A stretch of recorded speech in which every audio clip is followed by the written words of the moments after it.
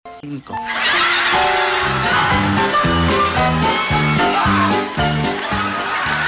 So, ano gusto mo sabihin sa lalaki minahal mo?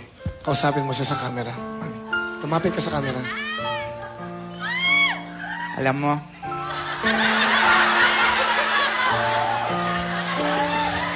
namimiss na kita.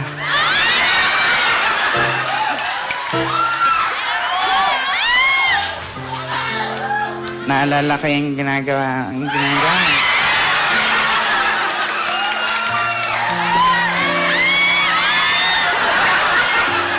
kasi pinagmamalaki ko siya kasi sobrang sweet sa akin. Ganun. Katunayan niya, sobrang sweet. Bago kami matulog, nilalagyan niya ako ng plastic bag sa ulo. Ganun. Pag hindi na ako makahinga, tatanggalin niya. Sabihin niya sa akin, I love you. Siya yung lalaking nagturo sa akin kung paano magtipid sa buhay. Katunayan, pagkakain kami, ang ulam niya, pork chop, ganun. Sa akin, ketchup. Eh.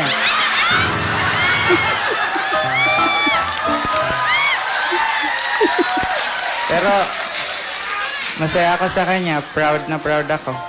Kasi, never siyang nahingi ng pera sa akin. Kung sana lang kumukuha sa wallet ko.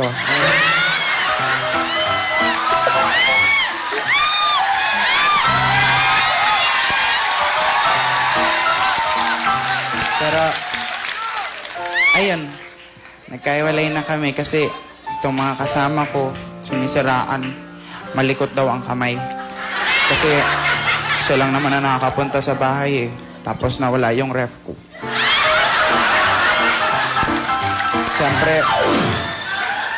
Siyempre, hindi ko naman siya pinagbintangan na magnanakaw. Kasi mahal na mahal ko siya. Inisip ko na misplace ko lang.